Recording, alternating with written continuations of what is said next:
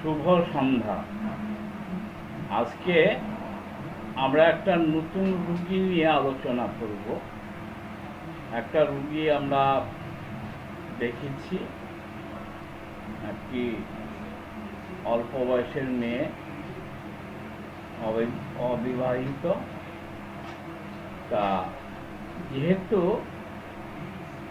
Medical ethics অনুযায়ী আমরা যখন কোনো লেসার রাইটিং নিয়ে আলোচনা করব, পেশেন্টের নাম বলা যাবে না, তাই আমরা নাম বলতে পারছি না, নাম বলবো না, শুধু তার আনুষঙ্গিক ডেসক্রিপশনগুলো দেব। মেয়েটি অবিবাহিত এবং মাস্টার ডিগ্রি কমপ্লিট করেছে, এখনও পড়াশোনার মধ্যেই আছে, আর তার বয়স হচ্ছে 25 বছর। তা হঠাৎ করে তার পেটে একটা যন্ত্রণা হয়, হসপিটালে ভর্তি হয়। হসপিটালে ভর্তি হওয়ার পরে ডাক্তারবাবুরা সন্দেহ করে তার বিভিন্ন টেস্ট করে, তার মধ্যে অন্যতম হচ্ছে আল্ট্রাসোনোগ্রাফি। আল্ট্রাসোনোগ্রাফির রিপোর্টে পাওয়া যায় তার ওভারিয়ান সিস্ট, মানে পলিসিস্ট হয়েছে, আর হচ্ছে গল ব্লাডার স্টোন আছে, মাল্টিপল স্টোন, ছোট বড় মিলিয়ে অসংখ্য গল ব্লাডার স্টোন আছে। ডাক্তারবাবুরা সাজেস্ট করেন দুটোই অপারেশন করার ব্যাপারে। তা এখন অল্প বয়সী মেয়ে, এখনো বিয়ে হয়নি, এবং এই ধরনের জটিল অপারেশন করলে ভবিষ্যতে বাচ্চা টাচ্চা হওয়ার সম্ভাবনা থাকবে না, সেই জন্য আমাদের কাছে আসে। এবার তার আল্ট্রাসোনোগ্রাফি ফাইন্ডিংয়ে এসে যেগুলো পাওয়া গেছে সেটা হচ্ছে তার গল ব্লাডারে স্টোন আছে, আর ওভারিতে অসংখ্য সিস্ট আছে। তা আমরা কেস হিস্ট্রি নেই, কেস হিস্ট্রি নিয়ে আমরা যেগুলো পেয়েছি পুরোপুরি তো আলোচনা করা যাবে না, অনেক সময় লাগবে। আমরা বিশেষ বিশেষ কিছু জায়গায় নিয়ে আমরা আলোচনা করছি। তা আমরা পেলাম কি, সে সাপের স্বপ্ন দেখে। তাহলে আমরা একটা একটা করে আলোচনা করে যে সাপের স্বপ্ন আমাদের কাছে হোমিওপ্যাথিক দৃষ্টিতে বলেছি, মেন্টাল সিমটমস হচ্ছে আমাদের কাছে একটা খুব গুরুত্বপূর্ণ বিষয়। আমরা জানি মনের তিনটে অবস্থা, একটা হচ্ছে অবচেতন মন, একটা চেতন মন, আর একটা হচ্ছে অচেতন মন। তা মনের যে তিনটে অবস্থা, আমরা সচেতনভাবে যেটা করি, যা চিন্তা ভাবনা করি, সেটা হচ্ছে সচেতন মন। আর অবচেতন মন বলে একটা জিনিস আছে, যেটা হচ্ছে যা আত্মপ্রকাশ ঘটে স্বপ্নের মধ্যে দিয়ে। সে নিজেও জানে না সে কি চায়, কি তার চিন্তা ভাবনা, সেই চিন্তা ভাবনাগুলো অবচেতন মনে, মাইক্রোফোনটা বন্ধ করে দিল, অবচেতন মনে সেটা প্রকাশ পায়। তা আমাদের সেই জন্য আমাদের হোমিওপ্যাথদের কাছে স্বপ্নের একটা বিশাল ভূমিকা আছে। আমরা রোগীর যখন কেস টেকিং করব, তার ঘুমের সাথে সাথে তার স্বপ্নের কথাটা আমরা নোট ডাউন করব গুরুত্ব সহকারে। এবং কি ধরনের স্বপ্ন আমরা করব, স্বাভাবিক আমরা কি স্বপ্ন দেখি, সাধারণত আমরা দৈনন্দিন যে সমস্ত কাজকর্ম করি সেই সমস্ত স্বপ্নই দেখি, কিন্তু আমরা কখনো কখনো অদ্ভুত ধরনের স্বপ্ন দেখি, যে স্বপ্নগুলো আমাদের কাছে খুবই গুরুত্বপূর্ণ। যেমন ধরুন, মানুষ তো আর আকাশে উঠতে পারে না। আমরা অনেক সময় স্বপ্ন দেখি আকাশে উড়ে যাচ্ছি। তাহলে আকাশে উড়ে যাওয়ার স্বপ্ন কে দেখে? ক্ষুধার পেশেন্ট দেখে, অ্যাপিসমেল দেখে, এই সমস্ত যে ওষুধগুলো আছে তারা সেই সমস্ত পেশেন্টগুলো উড়ে যাওয়ার স্বপ্ন দেখে। তা এই মেয়েটি যে স্বপ্ন দেখে সেটা হচ্ছে সাপের স্বপ্ন, তাকে সাপে কামড়াতে আসে। তাহলে সাপের স্বপ্ন দেখে অ্যাকর্ডিং টু রেপার্টরি, আমরা কেন্ট রেপার্টরি দেখতে পারি, আমরা বনিংহামের রেপার্টরি দেখতে পারি, আমরা বোরিকের রেপার্টরি দেখতে পারি, আমরা হেরিংয়ের রেপার্টরি দেখতে পারি। যাই হোক, আমরা এই বিভিন্ন ধরনের রেপার্টরি থেকে পেয়েছি সাপের স্বপ্ন দেখে অ্যালুমিনা, আর্জেন্টাইনিকাম, বভিস্টাম, আইরিস, ক্যালিকার্প, ল্যাটকানাইলাম,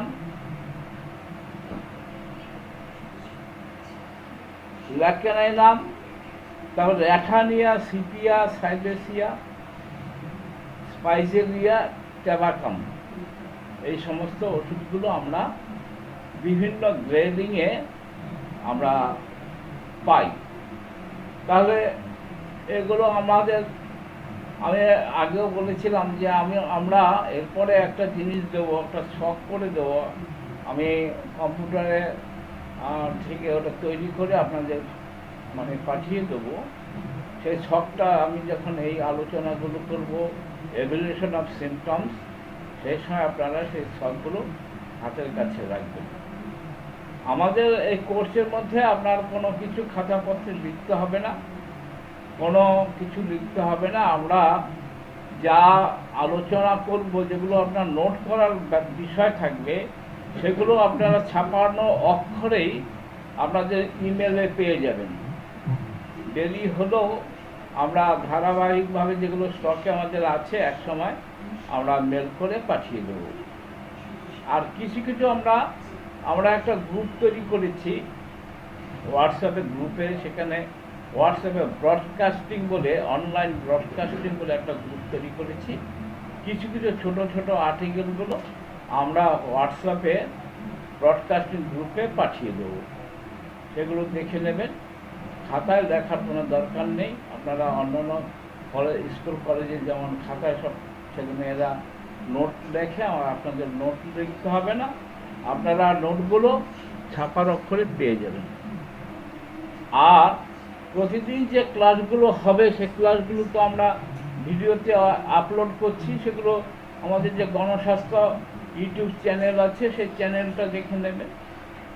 গতকালকের ক্লাসটা খুব একটা ভালো হয়নি বলে আমরা গতকালের ক্লাসের ভিডিওটা আপলোড করিনি। যাই হোক, আমরা এবার অন্য প্রসঙ্গে মানে আসল জায়গায় যাই, আনুষঙ্গিক প্রসঙ্গ বাদ দিয়ে। তা আমরা তাহলে সাপের স্বপ্ন দেখে আলোচনা করলাম। এবার হচ্ছে তার মেন্টাল লক্ষণ আমরা একটা পেয়েছি, সেটা হচ্ছে তার মধ্যে একটা উইপিং টেন্ডেন্সি আছে, কান্নার প্রবণতা, কিছু একটা হলে সে কেঁদে ফেলে। এই যে উইপিং টেন্ডেন্সি, এই টেন্ডেন্সি আমাদের অ্যাকর্ডিং টু রেপার্টরি আমরা অসংখ্য মেডিসিন আছে, সমস্ত মেডিসিনের উল্লেখ আমি করব না। আপনাদের যখন আমি মেল করে পাঠাবো, সমস্ত উল্লেখ গ্রেডিং করে আমরা উল্লেখ করে পাঠাবো। তা আপাতত আমরা আলোচনা করি যে ফার্স্ট গ্রেডিংয়ের মধ্যে কি কি ওষুধ আছে উইপিং টেন্ডেন্সি।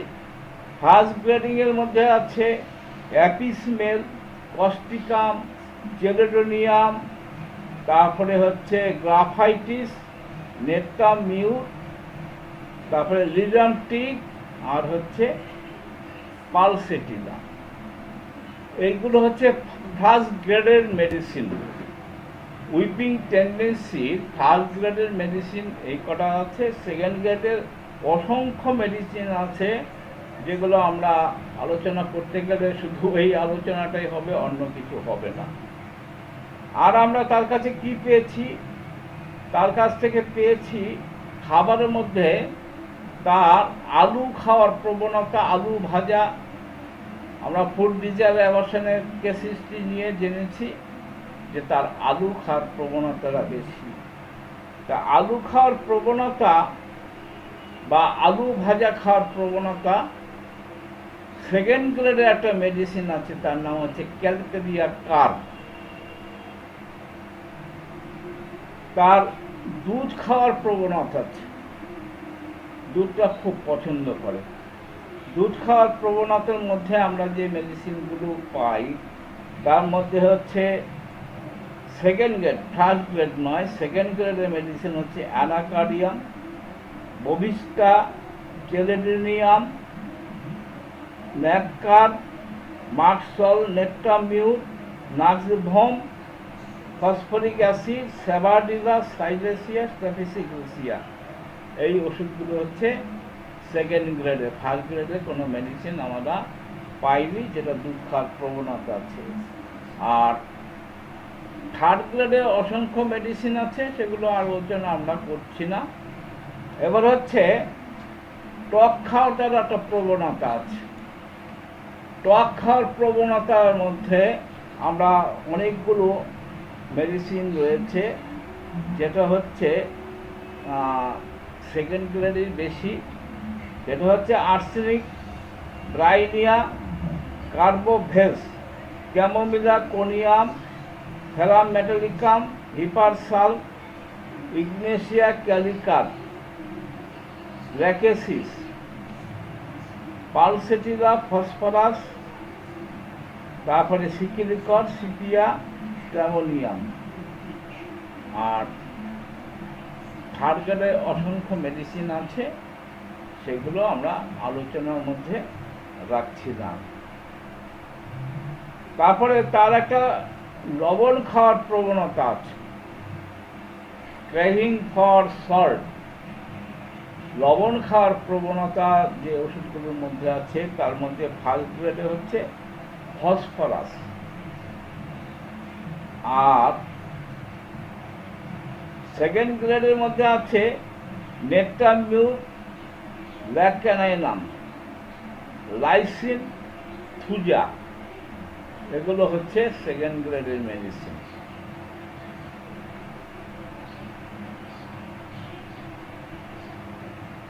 পেশেন্টের ডিমের মধ্যে, ডিমটা পছন্দ করে না কিন্তু বয়েল ডিম পছন্দ করে, তবে বয়েল ডিম পছন্দ করে হচ্ছে ফেরাম মেটালিকাম।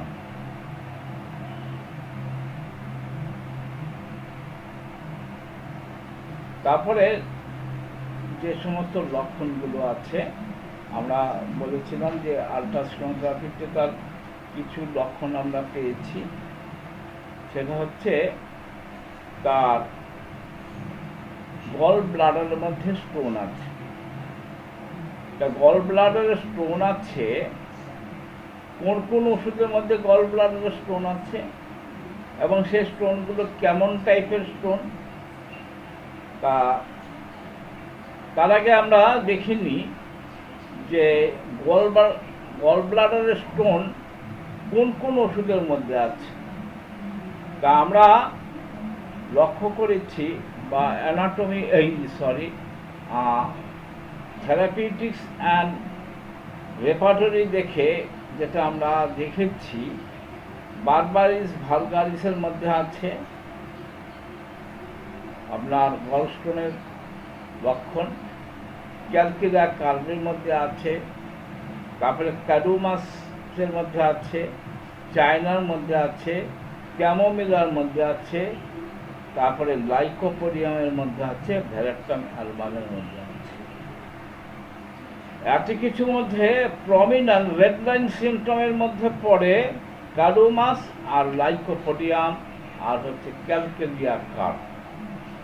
আপনারা একটু মনোযোগ দিয়ে শুনবেন যে আমরা যেহেতু আপনাদের লিখতে মানা করেছি, লিখতে হবে না। এবার আর কি আছে, কোন কোন ওষুধগুলো আছে, তা আমরা এবার আসলে ক্যালকেরিয়া কার্বের কি কি লক্ষণ থাকে গল স্টোনের জন্য, কি কি লক্ষণ থাকে? If you have a family history of kidney and gallstone, are anxious and slow, overview with high deposit of the tightly carried and gallstone, then you would be given this medicine. আমরা calcarea curve কখন দেব, অর্থাৎ সেই পেশেন্টের family হিস্ট্রিতে যদি কারো গল stone থাকে তাহলে আমরা তার ক্ষেত্রে ক্যালকেরিয়া কার্ভের কথা চিন্তা করতে পারি। আর কি কোন মেডিসিনে আছে গলস্টোন? গলস্টোনের আছে চেলেডিনামের মধ্যে আছে। চেলেডিনাম এমন একটি ওষুধ যেটা হচ্ছে লিভার সংক্রান্ত সমস্ত সমস্যায় আমরা চেলেডিনাম ইউজ করতে পারি। চেলেডিনামের গলস্টোনের ক্ষেত্রে কি লক্ষণ পাবো? If you get pain in any or both of the two patterns, pain originated under your right shoulder blade and pain in the upper right abdomen which spread to the body, you will be prescribed the ones. তাহলে চেলেডিনাম আমরা কখন দেব? চেলেডিনাম দেব হচ্ছে gallstone হলে চেলেডিনামের কথা তখনই চিন্তা করব যখন তার রাইট সাইডের আক্রমণ, রাইট সাইড আক্রান্ত হয়, সেই সমস্ত ক্ষেত্রে। আমরা আরেকটা মেডিসিনের কথা চিন্তা ভাবনা করতে পারি, সেটা হচ্ছে নেট্রান সাল্ভ। নেট্রান সাল্ভ আমরা কখন প্রেসক্রাইব করতে পারি?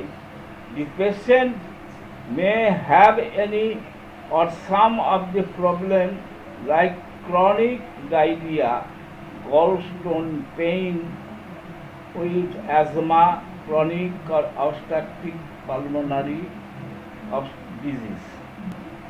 অর্থাৎ নেট্রান সাল্ভ আমরা প্রেসক্রাইব করার সময় চিন্তা ভাবনা করব তার কোনো পালমোনারি হিস্ট্রি আছে কিনা। পালমোনারি হিস্ট্রি মানে লাং সংক্রান্ত কোনো অসুবিধা আছে কিনা, সাচ অ্যাজ অ্যাজমা বা ক্রনিক কোল্ড, এই সমস্ত তার আছে কিনা।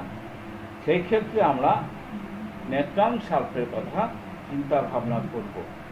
আমরা গলস্টোনের ক্ষেত্রে আমরা নাক্স ভূমিকাও দিতে পারি। গলস্টোনের ক্ষেত্রে আমরা নাক্স ভূমিকাও দিতে পারি। কখন নাক্স ভূমিকা আমরা দেব? নাক্স ভূমিকা দেব if a patient suffer from mucus, nausea, colic pain, spasmodic pain, heartburn and acidity, gas and bloating, and take too much rich and oily food. আমরা কার ক্ষেত্রে নাক্স ভূমিকা ইউজ করব? এখানে আপনারা ওই সেই আমাদের পুরনো কথাটাই, সেই ভাঙ্গার ক্যাসেটে বারবার বাজাচ্ছি, homeopathy the patient not disease, totality of symptoms. অর্থাৎ নাক্স ভূমিকার লক্ষণ থাকলে তবেই আমরা নাক্স ভূমিকা দেবো। নাক্স ভূমিকা কী লক্ষণ থাকবে? রিচ ফুড খাওয়ার পরে তার অসুবিধা, তার খাওয়ার পরে অসুবিধা, তারপরে তার একটা গ্যাস হবে, অম্বল হবে, হার্টবার্ন। হার্টবার্ন মানে বুকে অম্বলের জন্য যে জ্বালা সেরকম থাকবে। এই সমস্ত থাকলে আমরা তাকে নাক্স ভূমিকা দেব। গলস্টোনে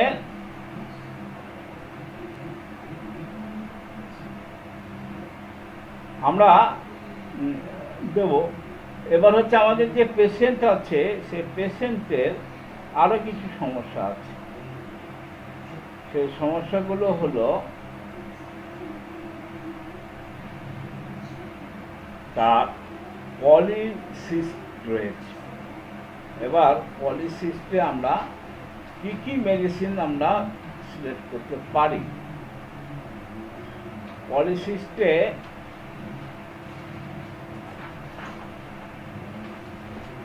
যে সমস্ত মেডিসিনগুলো আসে তার মধ্যে অন্যতম হচ্ছে ক্যালকেরিয়া কার্ব। ক্যালকেরিয়া কার্ব আসে, তারপরে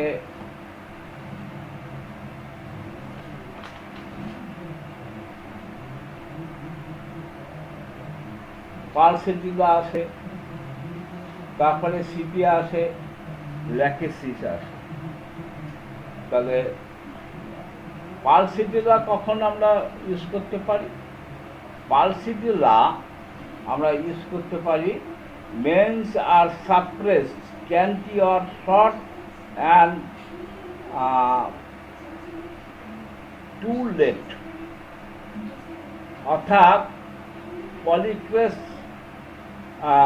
পলিসিস্ট মানে অসংখ্য ওভারিতে অসংখ্য মানে সিস্ট, টিউমার টাইপের সিস্ট হচ্ছে ছোট ছোট টিউমার টাইপের জিনিস, সেগুলো যদি থাকে তাহলে আমরা পালসের কথা চিন্তা করতে পারি। পালস কখন আমরা ইউজ করব? যখন তার মেন্স হবে সাপ্রেসড হয়ে যায়, মেন্স সাপ্রেসড হয়ে যায়, আর কি তার মেন্সটা স্ক্যান্টি ডিসচার্জ হয়, স্ক্যান্টি মানে পরিমাণে কম হয়, আর লং ইন্টারভ্যাল, টু লেট, যে সময় হওয়ার কথা সেই সময় হয় না, টু লেট। তা টু লেট হলে আমরা পালসের কথা চিন্তা করতে পারি। আর কি, the character of the menstruation blood is dark. menstruation ব্লাডটা হবে ডার্ক ব্লাড, আর কি ব্ল্যাক, পেল, ক্লোটেড, আর ডিসচার্জটা বেশি হয় নাইটে। তারপরে আরেকটা বিষয় হচ্ছে চেঞ্জেবল। আর পালসের আমরা জানি পালসের একটা বিশাল লক্ষণ হচ্ছে কোনো ডিসচার্জ মানে সবসময় একরকম হবে না, অর্থাৎ চেঞ্জেবল। তার পায়খানা, প্রস্রাব, তার সমস্ত কিছু এক একবার এক এক রকম হয়, খুব চেঞ্জেবল। তা এ হচ্ছে পালসের লক্ষণ।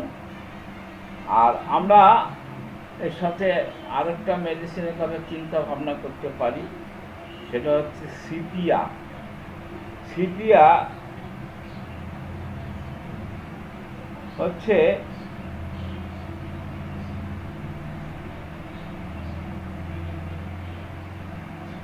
সিপিয়ার কিছু লক্ষণ হচ্ছে তার specially on the clean the upper lip, আর কি irregular feeble menses, suppress period. সিপিয়াতেও মেন্সটা সাপ্রেসড হয় এবং ইরেগুলার হয়। Menstrual irregularity is an intense bearing down sensation in the pelvic.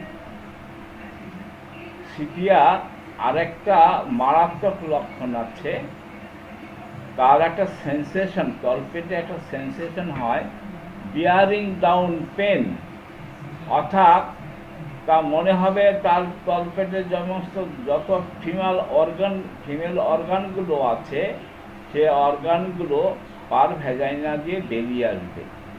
এই যে মানে downward sensation, bearing downward pain, এইটা সিপিয়ার একটা প্রমিনেন্ট লক্ষণ। আরেকটা মেডিসিন আছে পলিসিস্টে, সেটা হচ্ছে থুজা। থুজা একটা পলিকেস মেডিসিন। এবার হচ্ছে আমরা অর্গাননে দেখেছি, বলছে যে অনেক সময় আমার সঠিক ওষুধ নির্বাচন হলেও ওষুধে কাজ করে না। সেটা হচ্ছে ডিউ টু মায়োজেনেটিক অবস্ট্রাকল। মায়োজেমের অবস্ট্রাকলের জন্য আমাদের সিলেক্টেড মেডিসিন অনেক সময় কাজ করে না। সেই ক্ষেত্রে আমরা লক্ষ্য করেছি অ্যান্টিমায়োজেনিক মেডিসিন যদি আমরা দিই সেখানে তার ভালো কাজ করে। অ্যান্টিমায়োজেনিক ওষুধ কি? সোডার অ্যান্টিমায়োজেনেটিক মেডিসিন হচ্ছে সালফার অ্যান্ড সোডিয়াম। সাইকোসিসের অ্যান্টিমায়োজেটিক মেডিসিন হচ্ছে থুজা অ্যান্ড মেডোরিনাম। আর সিফিলিসের অ্যান্টিমায়োজেটিক মেডিসিন হচ্ছে মার্কসল অথবা সিফিলিনাম। আজকে কয়েকজন নতুন এসছেন, তাদের জন্য আমি একটু বলি, একটু রেফারেন্স দিই, তাতে সুবিধা হবে। কারণ একদম তাদের নতুন লাগবে, ভাবছে যে আমরা কোথায় এসে পড়লাম কিছু বুঝতে পারছি না। একদম নতুন যারা একটু স্টাডি করেছেন তাদের ব্যাপারটা আলাদা। সেটা হচ্ছে যে আমাদের যে মেডিসিনগুলো আছে সেই মেডিসিনগুলো বিভিন্ন সোর্স থেকে তৈরি হয়, গাছপালা থেকে তৈরি হয়। আমরা যে সমস্ত খাদ্য খাই, আদা, পেঁয়াজ, রসুন, দারচিনি, লবঙ্গ, এইগুলো থেকে আমাদের হোমিওপ্যাথি ওষুধ তৈরি হয়। হ্যাঁ, তা আপনারা পরবর্তীকালে পড়বেন এলিয়ান সেপাপিয়াসিকা হয়, এলিয়ান সেটাইভা তৈরি হয় রসুন থেকে। তারপরে জিঞ্জিবার তৈরি হয় হচ্ছে আদা থেকে। এগুলো আপনারা পরবর্তীকালে জানতে পারবেন। আর কিছু ওষুধ তৈরি হয় সেটা হচ্ছে যে অ্যানিম্যাল কিংডম থেকে। অ্যানিম্যাল কিংডম মানে প্রাণী থেকে। যেমন আমাদের পাইরোজিনিয়াম বলে একটা ওষুধ আছে, এইটা ষাঁড়ের চামড়া পুড়িয়ে তৈরি করা হয়। তাহলে মৌমাছি থেকে আমাদের একটা ওষুধ তৈরি হয়। তা সাপের বীজ থেকে একটা ওষুধ তৈরি হয়। এইরকমভাবে আমাদের বিভিন্ন সোর্স থেকে তৈরি হয়। তারপরে হচ্ছে মিনারেল কিংডম থেকে তৈরি হয়। বিভিন্ন রকম খনিজ পদার্থ, লোহা, সোনা, ধাতু পদার্থ থেকে আমাদের ওষুধ তৈরি হয়। আমাদের ওষুধ তৈরি হয় যে রোগ বীজ আছে, পুষ, বিভিন্ন রোগের পুষ থেকে ওষুধ তৈরি হয়। যেমন আপনার খোসপাসলার পুষ থেকে তৈরি হয় সোডিনাম। সিফিলিসের পুষ থেকে তৈরি হয় সিফিলিনাম। মেডোরিনাম, গনোরিয়া রোগের পুষ থেকে তৈরি হয় মেডোরিনাম। তা এরকম বিভিন্ন পুষ থেকে আমাদের বা রোগ বীজ থেকে ওষুধ তৈরি হয়। তা আবার পাশাপাশি আমাদের ওষুধ তৈরি হয় অদৃশ্য কোনো শক্তি থেকে। যেমন এক্স রে, চোখে দেখা যায় না, এক্স রে থেকে ওষুধ তৈরি হয়। তারপরে ইলেকট্রিসিটি থেকে ওষুধ তৈরি হয়। তো এরকম বিভিন্ন সোর্স থেকে আমাদের ওষুধগুলো তৈরি হয়। তা আমাদের ওই ওষুধ, তার মধ্যে বললাম যে থুজা একটা ডিফেক্টিভ মেডিসিন। তা এটা পলিক্রেস মেডিসিন, পলিসিস্টে এটা একটা কার্যকরী ওষুধ। এবার আমরা এত কিছু দেখলাম, দেখার পরে এই ওষুধগুলো আমরা তাহলে কি করে সিলেক্ট করব? এই ওষুধগুলো তো তাহলে তো আমরা অগাধ সমুদ্রের মধ্যে পড়ে গেলাম। আমরা যা লক্ষণ পাচ্ছি সব কিছু তো সব ওষুধের মধ্যে রয়েছে, হাজার রকম ওষুধ রয়েছে। কিন্তু আমি তো অ্যালোপ্যাথদের মতো বা বায়োকেমিক্যাল মতো মিক্সচার করে ওষুধ দিতে পারবো না। আমাকে দিতে হবে, যেহেতু আমার হোমিওপ্যাথির শর্ত হচ্ছে সিঙ্গেল ডোজ সিঙ্গেল মেডিসিন। এই সিঙ্গেল ডোজ সিঙ্গেল মেডিসিনটা আমাকে সিলেক্ট করতে হবে। তাহলে এই সিঙ্গেল ডোজ সিঙ্গেল মেডিসিনগুলো সিলেক্ট করতে গিয়ে আমাদের যেটা করতে হবে এভলিউশন অফ সিমটমস, এই মূল্যায়নটা করতে হবে। আপনাদের গতদিন আমি একটা উদাহরণ দিয়ে বলেছিলাম, ধরুন হায়ার সেকেন্ডারি বা স্কুল ফাইনাল পরীক্ষায় কয়েক লক্ষ ছেলে মেয়ে পরীক্ষা দেয়, তাদের যে মার্কশিটগুলো জমা পড়ে, তবে সেই মার্কশিটের মধ্যে থেকে এই যে কয়েক লক্ষ ছেলে মেয়ে পরীক্ষা দিচ্ছে, তার থেকে আমাদের কিন্তু ফার্স্ট, সেকেন্ড, থার্ড, ফোর্থ এরকম মানে সিলেক্ট করতে হয়। তাহলে কিভাবে এরা করে, বোর্ড কিভাবে করে, বোর্ড একটা টেবুলেশন করে এইখান থেকে বাছাই করে যে সর্বোচ্চ নম্বরটা কে পেল। আমাদের হোমিওপ্যাথির কাজও হচ্ছে তাই, হাজার হাজার লক্ষণ আমরা সংগ্রহ করব, কিন্তু তার মধ্যে সর্বোচ্চ সিমিলারিটি যে ওষুধের মধ্যে রয়েছে সেই ওষুধটা আমরা প্রয়োগ করব। আমরা যে পেশেন্ট নিয়ে আলোচনা করলাম, এই পেশেন্টের যে সমস্ত লক্ষণগুলো আমরা পরবর্তী সময় আপনাদের মেল করে পাঠিয়ে দেব, উইথ আমরা রেপার্টরি থেকে যে কালেকশনটা করেছি, অর্থাৎ সাপের স্বপ্ন দেখে কোন কোন ওষুধ, তারপরে আলু ভাজা খেতে পছন্দ করে কোন কোন ওষুধ, তারপরে টক খেতে ভালোবাসে কোন কোন ওষুধ, লবণ খেতে ভালোবাসে কোন কোন ওষুধ, ডিম খেতে ভালোবাসে কোন কোন ওষুধ, এই সমস্ত ওষুধের যে চার্ট, সেই চার্ট সহ আমরা মেল করে পাঠিয়ে দেবো আপনাদের। আপনারা আমি কিন্তু কি ওষুধ দেওয়া হবে বা আমি দিয়েছি সেটা কিন্তু আমিও এখন বলবো না, আপনাদের কাছ থেকে শুনবো যে আপনারা কি ওষুধগুলো সিলেক্ট করেছেন। অর্থাৎ যে ওই বললাম স্কুল ফাইনাল, হায়ার সেকেন্ডারি বা বিভিন্ন বোর্ডের পরীক্ষার সময় যেমন ফার্স্ট, সেকেন্ড, থার্ড সিলেক্ট করতে হয়, আমি সমস্ত ওষুধগুলো আপনাদের মেল করে পাঠিয়ে দেবো। পাঠিয়ে দেওয়ার পরে আপনারা নিজেরা ঠিক করবেন যে এর মধ্যে সিমিলারিটির দিক দিয়ে সবচেয়ে বেশি সিমিলার কোন ওষুধটা, সেটা আপনারা ঠিক করবেন। এটাই আপনাদের পরীক্ষা, এটা আপনাদের স্টাডি, এইভাবে আপনারা শুরু করবেন। তা আগামী দিনে আমি আপনাদের একটা চার্ট তৈরি করে দেব, যেটা অঙ্ক কষে, আগের দিনে আমি বলেছিলাম যে আপনারা অঙ্ক কষে ওষুধ সিলেক্ট করতে পারবেন, যেটা এগুলো কোথাও শেখায় না, কোনো মেডিকেল কলেজে শেখায় না, কোনো জায়গায় শেখায় না। এটা মানে আমার দীর্ঘদিনের বলতে পারেন প্র্যাকটিস, গবেষণা এর থেকে এটা আমরা দেখেছি যে খুব সহজে ওষুধ সিলেকশন করার একটা পদ্ধতি। এই পদ্ধতিটা আপনাদের কাছে উপস্থাপন করব। আগামী দিনে আমি একটা চার্ট পাঠিয়ে দেব, এবং সেই সঙ্গে বিভিন্ন অথরের বই রেপার্টরি, ধরুন বনিং হোসেন, কাপার হুইট, হ্যারিংটন, তারপরে কনস্ট্যান্ট হেরিং, জেমস ট্রাডার কেন, এই সমস্ত রেফারেন্স বুক থেকে আমরা কালেকশন করে আপনাদের মানে করে মেল করে পাঠিয়ে দেবো। আগামী দিনে আপনারা সেই মেডিসিনগুলো আপনারা সিলেক্ট করার চেষ্টা করবেন। হ্যাঁ, আমরা প্রতিদিন ক্লাসের সাথে সাথে কিছু রুগী নিয়েও আলোচনা করব। হ্যাঁ, এই বলে আজকে বেশি আলোচনা করব না, কারণ আমার কয়েকটা রেকর্ড করার আছে, এটা এখন শেষগুলো রেকর্ড করব। আগামী দিন থেকে আমরা একটু ফুল পেজে ক্লাস করার চেষ্টা করব। এই বলে আপাতত শেষ করছি। আমরা পরবর্তী মানে আমরা শেষ করার পরে আপনাদের কিছু মতামত নেব, আলোচনা করব। হ্যাঁ, এখন আমি আপনাদের কাছে কিছু মতামত বা পরামর্শ চাইছি।